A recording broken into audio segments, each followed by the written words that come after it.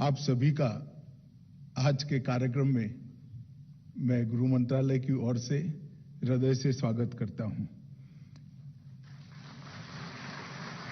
मित्रों, हम सबको मालूम है, हम आजादी के अमृत महोत्सव के वर्ष को मना रहे हैं।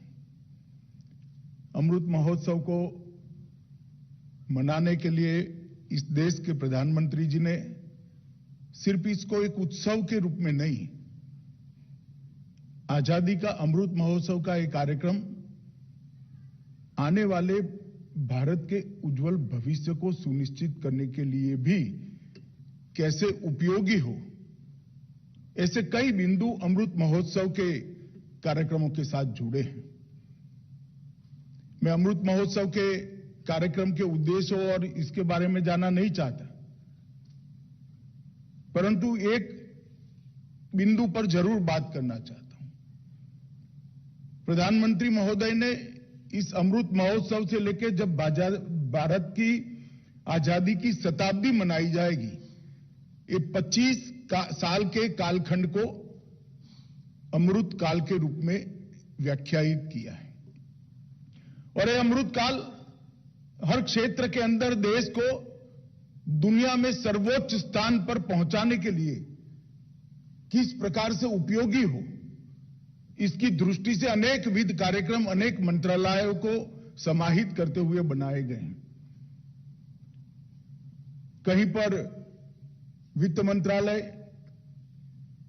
जब आजादी की शताब्दी मनाई जाएगी तब आर्थिक क्षेत्र में भारत कहां खड़ा होगा, इसके लिए हमारे पास किस प्रकार की टेक्नोलॉजी उपलब्ध है, किस प्रकार की रणनीति बनानी पड़ेगी, हमारी क्षमताओं का संपूर्ण दोहन कैसे होगा, भारत कैसे मैन्युफैक्चरिंग हब बनेगा और दुनिया के अर्थतंत्रों में भारत सिरमौर कैसे बनेगा, और इसके लिए हमारे सामने चुनौतियां क्या है, ये सभी बिंदुओं पर विचार करने का इस समय है।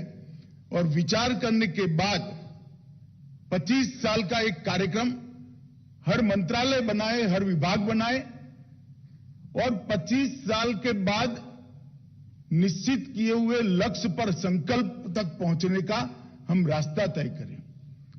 मैं मानता हूं कि हर क्षेत्र के अंदर हम सब मिलकर एक कार्यक्रम को गंभीरता से लेंगे तो निश्चित रूप से ही जब भारत आजादी की शताब्दी मना रहा होगा, जो भी लोग देख रहे होंगे, भारत विश्व में सर्वोच्च स्थान पर होगा, इसमें किसी के भी मन में कोई शंका नहीं होनी चाहिए। और ये हमारा संकल्प बल 130 करोड़ लोगों के संकल्प ही भारत को सर्वोच्च स्थान पर पहुंचाने का एक जरिया बन सकते हैं और वो ही हमारी ताकत बन सकते हैं। मित्रों, हम सबको मालूम है कि साइबर सुरक्षित भारत का निर्माण भारत के विकास के लिए कितना जरूरी है। आज के युग में भारत का विकास साइबर सुरक्षा के बगैर हम कर ही नहीं सकते, क्योंकि प्रधानमंत्री जी के इनिशिएटिव से ही आज भारत हर क्षेत्र में इतना आगे बढ़ रहा है, टेक्नोलॉजी का उपयोग इतना नीचे तक हम ले गए। मैं बाद में इस पर डिटेल में बात करूंगा, परंतु साइबर सुरक्षा को सुनिश्चित नहीं करते हैं तो हमारी यही ताकत हमारे लिए बहुत बड़ी चुनौती बन सकती है। और इसीलिए डिजिटल रिवॉल्यूशन के इस जमाने में साइबर सुरक्षा पर थ्रस्ट देने के लिए, साइबर सुरक्षा पर एक मंथन करने के लिए, चुनौतियां और चुनौतियों के समाधान को ढूंढने के लिए, और सबसे ज्यादा महत्वपूर्ण है कि जन जन तक साइबर सुरक्षा के बारे में जागरूकता पहुंचाने के लिए एक कार्यक्रम भारत सरकार के गृह मंत्रालय और संस्कृति मंत्रालय ने आहूत किया है। मित्रों, हम सब जानते हैं हम डिजिटल रेवोल्यूशन के जमाने में जैसे एक तरीके से विगत 200 साल का हम दुनिया के रेवोल्यूशन का प्रवाह एनालिसिस करें तो स्टीम इंजन से इसकी शुरुआत हुई, इलेक्ट्रिकल एनर्जी तक पहुंचे, इंफॉर्मेशन टेक्नोलॉजी की ओर बढ़े और अब डिजिटल क्रांति की ओर बढ़ रहे हैं। और अगर भारत ने इस क्षेत्र के अंदर आगे बढ़ना है तो एक सुरक्षित, साइबर सुरक्षित भारत का निर्माण हमने करना पड़ेगा और इसीलिए हमने कार्यक्रम का आयोजन किया है। आज प्रधानमंत्री जी का विजन है कि प्रत्येक भारतीय को टेक्नोलॉजी से और इंटरनेट के माध्यम से अपने आप को सशक्त करना चाहिए। और डिजिटल इंडिया कार्यक्रम के वजह से एम्पावरमेंट भी हुआ है, सशक्तिकरण होने के साथ साथ सकारात्मक परिवर्तन भी हमारे जीवन के अंदर आया है। और आज अगर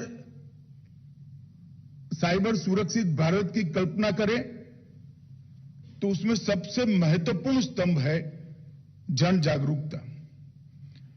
हमारे टेक्नोक्रेट कितनी भी सुरक्षा की सुविधाओं का अनुसंधान कर ले, कितने भी रास्ते ढूंढ ले, मगर लोगों में जागरूकता नहीं है तो जागरूकता के बगैर इसका उपयोग नहीं हो पाएगा।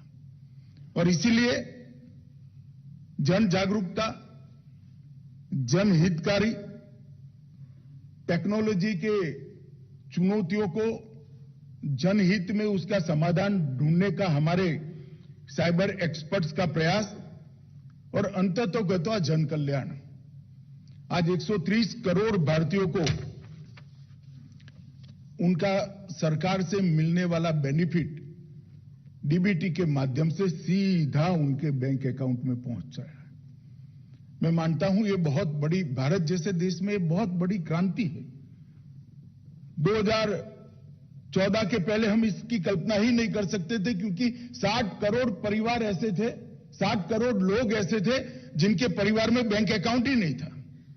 डिजिटली ट्रांसफर करने की तो बात छोड़िए, वो बैंक अकाउंट ही नहीं रखते थे। अपनी सुविधाओं को लेने के लिए, अपनी योजनाओं का फायदा लेने के लिए दर दर भटकना पड़ता था, कहीं करप्शन का भी शिकार होना पड़ता था। मगर आज 8 ही साल के अंतराल में देश में एक भी परिवार ऐसा नहीं है जिसके पास अपना बैंक अकाउंट नहीं है और ऑनलाइन उनको अपनी सुविधाएं, अपना बेनिफिट पहुंचता नहीं है। 13 करोड़ किसानों को चुटकी बजाते ही दिल्ली में प्रधानमंत्री जी के एक क्लिक करते ही इनके अकाउंट में 6,000 रुपया ट्रांसफर हो जाता है। मित्रों, ये बहुत बड़ी उपलब्धि तो है, मगर इसके साथ साथ चुनौती भी है। साइबर फ्रॉड और कई प्रकार के साइबर अटैक से हमारे देश को सुरक्षित करना ये हमारे सामने बहुत बड़ी चुनौती है। इसीलिए यह कार्यक्रम का आयोजन किया गया है। जैसा अग्निहोत्री जी ने बताया, लखनऊ, गुवाहाटी, अहमदाबाद, हैदराबाद, चंडीगढ़, विशाखापट्टनम और देवघर में भी ये कार्यक्रम को किया गया है। आप सबको मालूम होगा झारखंड के कुछ बच्चों ने किस प्रकार से दुनिया के सामने साइबर फ्रॉड का एक नया तरीका रखा था। आज देवघर में भी ये कार्यक्रम किया है। हमारे लिए बहुत अच्छी बात है कि साइबर सुरक्षा को देश के पिछड़े से पिछड़े इलाके से लेकर हर गांव तक पहुंचाने का हमने प्रयास करना चाहिए। इस कार्यक्रम के माध्यम से न केवल परिचर्चाएं आयोजित की हैं, विभिन्न प्रिंट और इलेक्ट्रॉनिक माध्यमों से साइबर सुरक्षा की नई नई प्रणालियां, साइबर स्वच्छता, साइबर अपराधों की रोकथाम के लिए सारे उपाय, साइबर अपराध रिपोर्टिंग पोर्टल को लोकप्रिय बनाना, साइबर वित्तीय रिपोर्टिंग के नंबर को भी, राष्ट्रीय हेल्पलाइन नंबर है हमारी 1930, उसको पॉपुलर बनाना और अनेक प्रकार के संवाद के माध्यम से इसको जागरूकता लाने का प्रयास किया गया है। कई जगह पे नुक्कड़ नाटक और संगीत नाटक एकेडमी द्वारा भी नए प्रकार के कुछ प्रयास भी किए गए हैं। मित्रों, साइबर स्पेस का दुरुपयोग कोई नई बात नहीं है, आप लोग जानते हैं। मालवेयर अटैक हो, फिशिंग हो, क्रिटिकल इंफ्रास्ट्रक्चर पर हमले हो, डेटा की चोरी हो, ऑनलाइन वित्तीय धोखाधड़ी हो, चाइल्ड पोर्नोग्राफी हो, ढेर प्रकार के दूषण आज यहां पर भारत में हम देख सकते हैं और आने वाले दिनों में वो बढ़ने भी वाले हैं। मैं थोड़ा आपका ध्यान आंकड़ों की तरफ भी आकृष्ट करना चाहूंगा। 2012 में टोटल 377 साइबर क्राइम रिपोर्ट हुए थे और 2020 में रिपोर्टिंग की संख्या 50,000 तक पहुंची है, मगर रिपोर्ट नहीं हुए हैं ऐसे साइबर क्राइम शायद लाखों की संख्या में होंगे। ये बताता है कि ये 270% की वृद्धि आने वाले दिनों में कितनी बड़ी चुनौती बनने वाली है। साइबर क्राइम रिपोर्टिंग पोर्टल हमने 3 साल पहले लॉन्च किया। अब तक 11 लाख से ज्यादा कंप्लेन अलग अलग प्रकार की रजिस्टर की गई और सोशल मीडिया क्राइम की कंप्लेनें भी 2 लाख से ज्यादा रजिस्टर्ड की गई और ये मात्रा दिन प्रतिदिन बढ़ने वाली है, क्योंकि भारत में आज 80 करोड़ भारतीयों की ऑनलाइन मौजूदगी है। मैं मानता हूं कि ये बहुत बड़ी संख्या है। एक प्रकार से ये आनंद का विषय है कि 80 करोड़ भारतीय ऑनलाइन अपनी मौजूदगी दर्ज करा रहे हैं और 2025 तक इस संख्या में लगभग 231% के रेट से बढ़ोतरी होने की संभावना है, क्योंकि हमारा प्रति जीबी डाटा की लागत में ये 8 साल में 96% कमी आई है और ये कमी और बढ़ने वाली है। जैसे जैसे डाटा सस्ता होगा, यूजर और बढ़ेंगे और प्रणालियां भी इस पर कार्यरत हो जाएगी। सिर्फ मैं प्रधानमंत्री जनधन योजना के बारे में बताना चाहता हूं कि 45 करोड़ नए अकाउंट खुले हैं और 32 करोड़ रुपए डेबिट कार्ड आज देश में ये 8 साल में वितरित किए गए हैं। ये 32 करोड़ लोग कभी भी डेबिट कार्ड, क्रेडिट कार्ड की दुनिया में नहीं थे, ऐसे लोग हैं। इनके ट्रांजैक्शन भले छोटे छोटे हो, परंतु ऑनलाइन उनकी उपलब्धि है। यही बताता है कि हमारा कारोबार कितना बढ़ रहा है। वित्त वर्ष 2022 में यूपीआई पर लेन देन $1 ट्रिलियन को क्रॉस कर गई है और पूरा विश्व इससे अचंभित है। सिर्फ यूपीआई पर लेन देन $1 ट्रिलियन से आगे बढ़ चुकी है और दुनिया में डिजिटल भुगतान में कुछ ही समय में हम सबसे पहले नंबर पर पहुंच जाएंगे। 2021 में वैश्विक डिजिटल भुगतान का 35% हिंदुस्तान में हुआ है, भारत में हुआ है, जो हमारी साइज बताता है। और भीम यूपीआई अब केवल भारतीय ऐप नहीं रही, वो ग्लोबल बन चुकी है। सिंगापुर, यूएई, भूटान, नेपाल और अब फ्रांस में भी यूपीआई और भीम ऐप स्वीकार कर लिया गया है।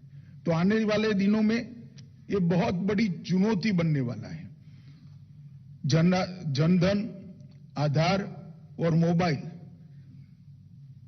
ये तीनों के माध्यम से डीबीटी को हमने सुनिश्चित किया है।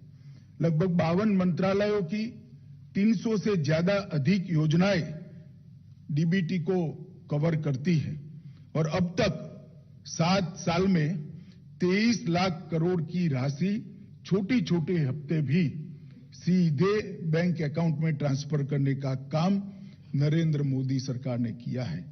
लगभग इससे 2 लाख करोड़ की बचत भी हुई है। भारत नेट भी बहुत जल्दी से विस्तृत हो रही है।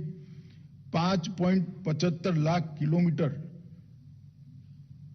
फाइबर केबल बिछाई गई है और 1,80,000 गांवों को इससे जोड़ने का काम कर दिया गया है, जो संख्या 10,000 से कम थी 8 साल पहले।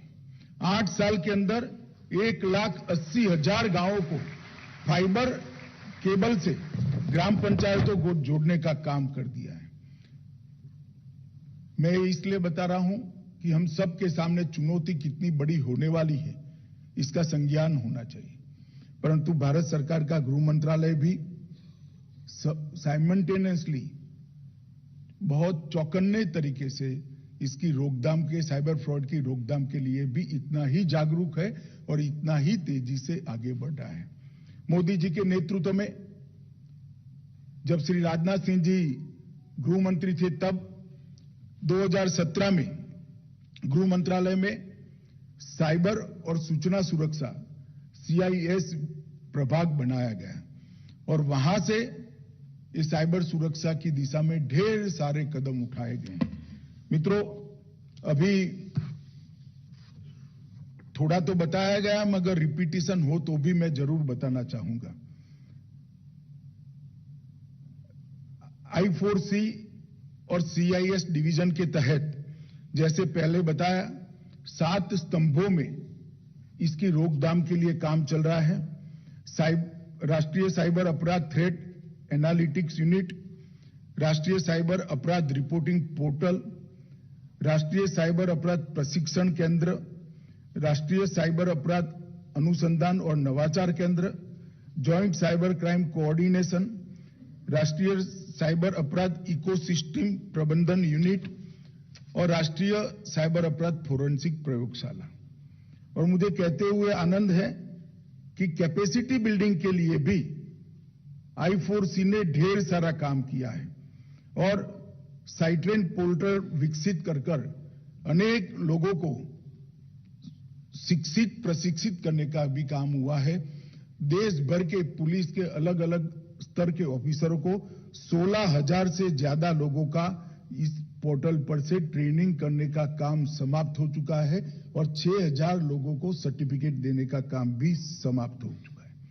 और इसके साथ साथ साइबर फोरेंसिक जांच में भी हम राष्ट्रीय साइबर फोरेंसिक प्रयोगशाला जो बनाई है, इसके साथ साथ नेशनल फोरेंसिक साइंस यूनिवर्सिटी में भी एक अलग प्रकार से R&D का काम चल रहा है। देश भर में और दुनिया में कहीं भी साइबर फ्रॉड का या साइबर अटैक का नए प्रकार का हमला होता है, नेशनल फोरेंसिक साइंस यूनिवर्सिटी इसका संज्ञान लेकर उसको इस पर R&D कर इससे बचाव का, सुरक्षा का एक नए प्रकार की प्रणाली विकसित करने के लिए काम कर रहा है। और मैं वहां जाकर आया हूं, इनका डिटेल रिपोर्टिंग भी मैंने लिया है। मैं आप सभी को आश्वस्त कर सकता हूं कि दुनिया भर में नेशनल फोरेंसिक साइंस यूनिवर्सिटी का हमारा जो यूनिट है, दुनिया भर में कोई रैंकिंग नहीं है, मगर जब भी रैंकिंग शुरू होगी वो नंबर 1 पर खड़ा होगा, इसका मुझे पूरा भरोसा है। बहुत अलग तरीके से दुनिया भर के साइबर फ्रॉड का एनालिसिस करना और वो साइबर फ्रॉड के नए तरीकों से देश को सुरक्षित करने के लिए, देश की जनता को सुरक्षित करने के लिए और अंततः पूरे विश्व को सुरक्षित करने के लिए हमारे बच्चे जो R&D कर रहे हैं, उनकी स्पीड भी बहुत तेज है और वो जिस कंक्लूजन पर जिस स्पीड से पहुंच रहे हैं, मुझे भरोसा है कि दुनिया भर के आने वाले दिनों में दुनिया भर के फ्रॉड को रोकथाम के लिए ये नेशनल फोरेंसिक साइंस यूनिवर्सिटी का यूनिट बहुत काम में आएगा। मित्रों, साइबर सुरक्षा एक प्रकार से राष्ट्रीय सुरक्षा के साथ भी जुड़ी है। हम सब जानते हैं कि कई प्रकार के साइबर अटैक जो हमारी देश को सुरक्षित देखना नहीं चाहते हैं, वो अनेक हमले करते हैं, अनेक प्रकार के हमलों का प्रयोजन भी करते हैं।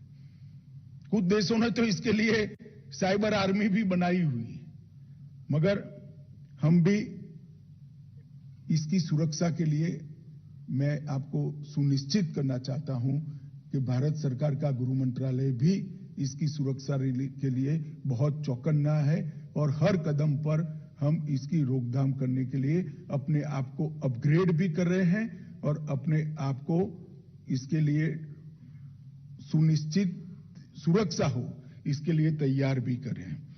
मित्रों, साइबर फ्रॉड के कई नए आयाम आने वाले दिनों में देखने में अभी भी आ रहे हैं, आने वाले दिनों में भी आएंगे। साइबर स्पेस सुरक्षा के संदर्भ में भी हमने बहुत सारे इंतजाम करने पड़ेंगे। नागरिकों की प्राइवेसी के प्रश्न आज ही उपस्थित हो चुके हैं। क्रिटिकल इंफॉर्मेशन सिक्योरिटी के संदर्भ में और सतर्कता हमें बरतनी पड़ेगी। डाटा और इंफॉर्मेशन ये दोनों आने वाले दिनों में बहुत बड़ी आर्थिक ताकत बनने वाला है। डेटा की सुरक्षा और इंफॉर्मेशन की सुरक्षा के लिए भी अपने आप को हमने तैयार करना पड़ेगा और ओवरऑल राष्ट्रीय सुरक्षा के बारे में भी हमें अपने आप को तैयार करने पड़े। कई प्रकार की चुनौतियां हमारे सामने हैं। मुझे विश्वास है आज पूरा दिन जो यहाँ पर चर्चा होगी, इसमें टेक्निकल सेशन जो है इसमें सारे विषयों को समाहित कर लिया गया है और ये जो आजादी के अमृत महोत्सव का एक नए प्रकार का इनिशिएटिव संस्कृति मंत्रालय और गृह मंत्रालय ने लिया है, मुझे विश्वास है कि आजादी की शताब्दी जब देश मना रहा होगा तब कम से कम साइबर सुरक्षा की दृष्टि से देश सुनिश्चित होगा और दुनिया में सबसे ज्यादा सुरक्षित साइबर एटमॉस्फेयर अगर दुनिया में कहीं पर भी होगा तो हमारे भारत में होगा। इसका मुझे पूरा भरोसा है।